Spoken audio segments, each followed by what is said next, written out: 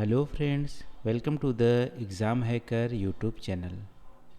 दोस्तों, आज की इस वीडियो लेक्चर में हम लोग यहाँ पे जो हमारी कास्ट लैंड फॉर्म है उस पे एक बेस्ड हम लोग यहाँ पे क्वेश्चन डिस्कस करने वाले हैं, जो कि यूपी पीसीएस 2005 में ये हमारा पूछा गया है। तो एक बार क्वेश्चन को रीड करते हैं। Discuss critically development of karst landform. Karst भू आकृतियों का विकास पर आलोचनात्मक व्याख्या कीजिए, ये हमारा क्वेश्चन है।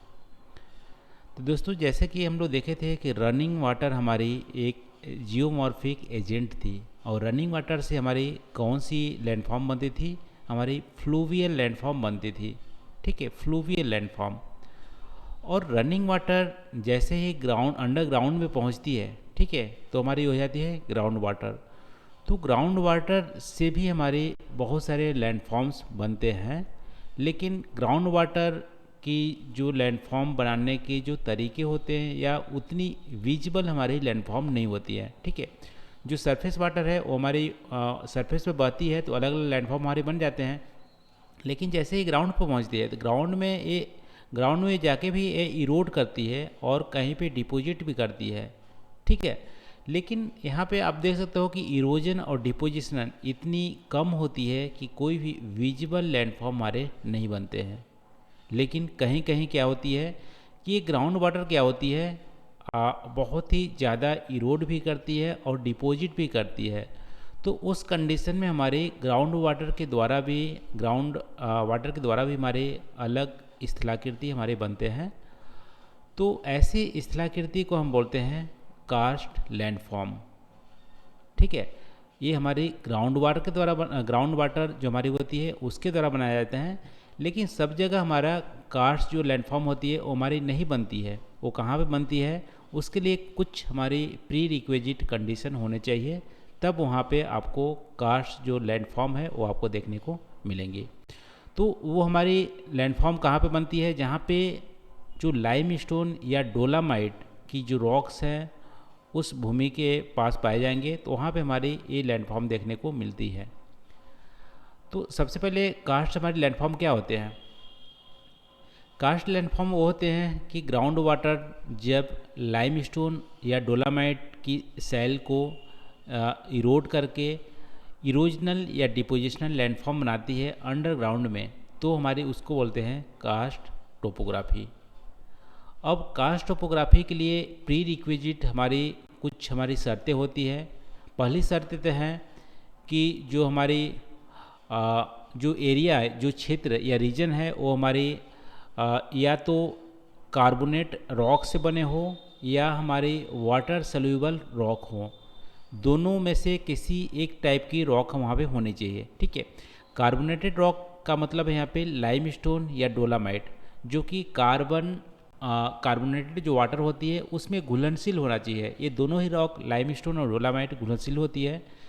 तो या तो इस रीजन से बनी होनी चाहिए या हमारी वाटर सोलेबल रॉक जैसे जिप्सम या सॉल्ट हो गए, ये रॉक से बनी होनी चाहिए। ठीक है, तो उस भूमि के अंदर हमारी ये रॉक होनी चाहिए। इसके साथ साथ वहाँ की जो क्लाइमेट ह्यूमिड होनी चाहिए और वहाँ पे पर्याप्त मात्रा में प्रेसिपिटेशन होनी चाहिए।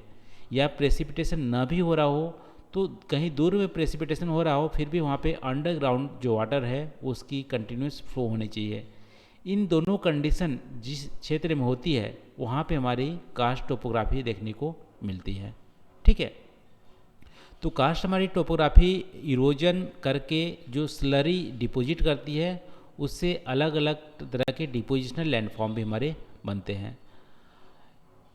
तो एक और यहाँ पे अभी हम लोग देखे थे कार्बोनेटेड हमारी रॉक होनी चाहिए या हमारी जो वाटर सोलेबल रॉक होनी चाहिए। लेकिन ये जो रॉक होनी चाहिए ऐसा नहीं कि थोड़ी मात्रा में हो, पर्याप्त मात्रा में हो, जो भूभाग में काफ़ी उसकी थिकनेस हो, जिससे कि काफ़ी यदि थिकनेस होगी इस रॉक की तो अलग अलग हमारी इरोजन जब मटेरियल ज़्यादा मात्रा में करेगी और डिपॉजिट करेगी तभी हमारी कोई विजिबल लैंडफॉर्म देखने को मिलेंगे। ठीक है, तो ये हमारी प्री रिक्विजिट है, उस रीजन में हमारी कास्ट टोपोग्राफी हमारी बनेगी।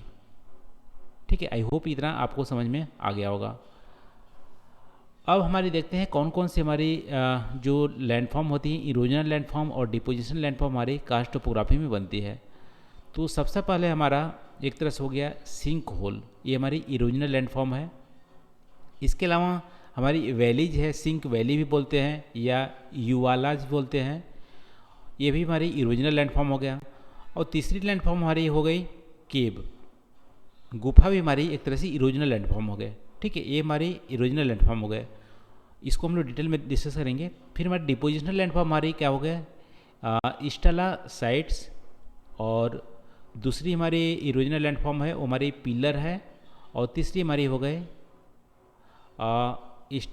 स्टालागर माइट। ठीक है, स्टालागमाइट, ये हमारी 3 डिपोजिशनल लैंडफॉर्म हो गए। अब देखो इरोजनल लैंडफॉर्म में सबसे पहले हमारी सिंक होल बनती है। तो सिंक होल हमारी कैसे होती है, तो सबसे पहले मान लो ये हमारी डोलामाइट या लाइम स्टोन, एक ही पकड़ चलते हैं, हमारी लाइम स्टोन वाले ये रीजन है। लाइम स्टोन की जो यहाँ पे रॉक्स है ये बहुत ही ज़्यादा डेप्थ तक, यानी कि पर्याप्त यहाँ पे थिकनेस वाली रॉक है।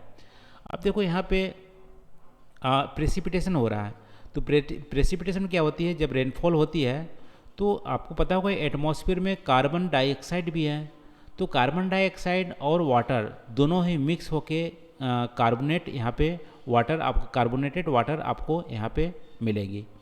अब लाइमस्टोन क्या होती है, लाइमस्टोन की जो हमारी केमिकल कंपोजिशन है वो भी हमारे कैल्शियम कार्बोनेट होती है। तो कैल्शियम कार्बोनेट और कार्बोनेटेड जो वाटर होती है दोनों ही केमिकल रिएक्शन करते हैं, तो जो हमारी रॉक होती है, रॉक वहाँ पे इरोड हो जाती है या वाटर में, कार्बोनेटेड वाटर में घुल जाती है। घुल जाएगी तो वहाँ पे क्या होंगी, ये जो रॉक है वहाँ पे डिप्रेशन पैदा हो जाएगा। ठीक है, तो ये हमारी सैलो डिप्रेशन एक तरह से ये हमारी इनिशियल स्टेज में हमारी पैदा हो जाती है। अब यही सैलो डिप्रेशन होती है, गड्ढा होती है, वो धीमे धीमे ओवर द टाइम क्या होती है, ये सर्कुलर रूप ऊपर ले लेगी और नीचे के आकार का ये हमारी एक तरह से ये जो कीप होती है, कीप के आकार हो जाएगी इस तरह से। तो ये जब आकार होती है, यहाँ से वाटर सिप करके अंडरग्राउंड में जाता है, तो इस जो आकार होती है इसी को बोलते हैं सिंक होल। ठीक है, ये आप देख सकते हैं सिंक होल, सिंक होल से हमारी वाटर सिप करके नीचे जाती है और ये अंडरग्राउंड में हमारी बहती है। तो पहली आकृति हमारे सिंक होल हो गए। अब सिंक होल की जो रूफ होते हैं वो हमारी यदि टूट जाते हैं तो उसको बोलते हैं कोलेप्स सिंक होल। ठीक है, कोलेप्स सिंक होल। अब बहुत सारे सिंक होल, मान लो यहाँ पे बाजू में और भी सिंक होल है, सिंक होल आपस में ये मर्ज होके, यानी आपस में ये उसकी छत ढह के यदि दोनों सिंक होल मिल गए या दो से ज़्यादा सिंक होल मिल गए तो एक वैली टाइप की बना देगी। ठीक है, वैली में क्या होती है, एक लॉन्ग होती है, लीनियर होती है और ये डिप्रेशन यहाँ पे होती है। तो इस तरह से बहुत सारे सिंक होल जब मर्ज होके हमारी एक वैली जैसे बनाती है उसको बोलते हैं सिंक वैली या युवाला भी बोलते हैं इसको। ये भी हमारी तीसरी टाइप की हमारी आपको लैंडफॉर्म हो गए, इरोजनल लैंडफॉर्म हो गए। इसके बाद केव देखो, यदि मान लो यही सिंक होल कि जब सिप करके वाटर ये नीचे तक पहुंचता है तो बहुत बड़े यहाँ पे जो देखो केव के लिए एक प्री रिक्विजिट क्या है कि केव बनने के लिए क्या होती है कि जो लाइमस्टोन की जो रॉक है वो दो हार्ड रॉक के बीच में होनी चाहिए। मान लो यहाँ पे हमारी अलग हमारी रॉक है, कोई भी रॉक मान लो इग्नियस रॉक है यहाँ पे। ठीक है, इसके बाद हमारी ये लाइमस्टोन की रॉक है बीच वाला, और इसके बाद भी हमारी ये हार्ड रॉक है। तो जब वाटर मान लो यहाँ पे सिंक होल करके यहाँ पे नीचे जब सिप करेगा तो ये जो लाइमस्टोन वाली है, लाइमस्टोन वाली रॉक को ये इरोड करके हटा देगा। तो इरोड करेगा तो यहाँ पे एक गैपिंग हो जाएगी, एक गुफा बन जाएगा, ये हमारी हो गई केव। तो लाइमस्टोन एरिया में हमारी एक केव बनती है, ये भी हमारी एक तरह से इरोजनल लैंडफॉर्म हो गया। अब डिपोजिशनल लैंडफॉर्म की बात करते हैं। देखो ये हमारे सिंक होल के साथ ये जब मान लो यहाँ पर लाइमस्टोन की जो रॉक है वो घुल के स्लरी के रूप में ये नीचे आ रही है केव में। ठीक है, तो ये ऊपर से छत से ऐसे जब टपकती है तो यहाँ पे मान लो हीट तो होगा ही, हीट होने के बाद यहाँ पे जो वाटर होंगी वो इवेपोरेट हो जाएगी और कार्बन डाइऑक्साइड, क्योंकि कार्बोनेटेड वाटर होती है तो कार्बन डाइऑक्साइड भी यहाँ पे एक तरह से एटमॉस्फेयर में चली जाएगी।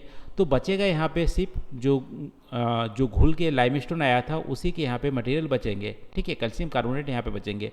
तो कैल्शियम कार्बोनेट एक तरह से यहाँ पे आपको एक क्रिस्टल के आकार की, इस तरह से क्रिस्टल के आकार की एक छत पे ये लटक जाएगी। ठीक है, ये ऊपर से आ रहे हैं, ये छत पे ऐसे लटक रही है। तो इसको बोलेंगे, इस टाइप की जो आकृति बोलते हैं उसको बोलते हैं स्टेलासाइट। ठीक है, स्टेलासाइट।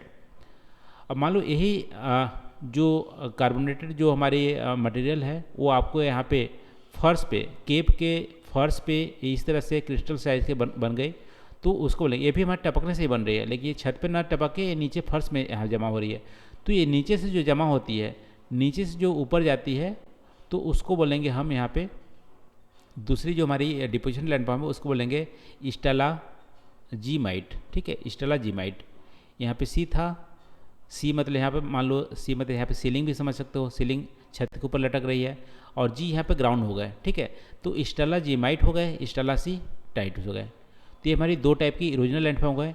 तो यही हमारा स्टेलाजीमाइट जब हो गए, ये धीमे धीमे मान लो डिपोजिट होते होते पूरे रूप के यानी केप के ऊपर छत तक यदि पिलर टाइप की आकृति बन गए तो इसको बोलेंगे पिलर्स। तो ये हमारी तीन हमारी डिपोजिशनल लैंडफॉर्म हो गए, और आई थिंक चार हमारी जो कास्ट टोपोग्राफी के हैं वो हमारी यहाँ पे इरोजनल लैंडफॉर्म हो गए। पहला हमारे सिंक होल, हिंदी में इसको होल रंध्र बोलते हैं। दूसरा हमारे छिद्र ध्वस्त रंध्र या निपात रंध्र। तीसरा हमारे युवाला या घाटी रंध्र, जिसको हम लोग देखे थे सिंक वैली। और चौथी हमारी गुफाएं या कंदराएं। ये हमारी चार इरोजनल लैंडफॉर्म हो गए कास्ट टोपोग्राफी का। डिपोजिशनल लैंडफॉर्म में हमारी तीन हो गए, स्टेलेक्टाइट्स और स्टेलेगमाइट्स और स्तंभ। ठीक है, तो ये हमारी तीन डिपोजिशनल लैंडफॉर्म हो गए हमारी कास्ट जो हमारी टोपोग्राफी या भू आकृति की। तो आज की इस वीडियो में बस इतना ही दोस्तों। आई होप यहाँ पे जो हम लोग डिस्कस किए हैं आपको पसंद आए होंगे। Thank you for watching. मिलते हैं अगले वीडियो में नए टॉपिक के साथ। Thank you.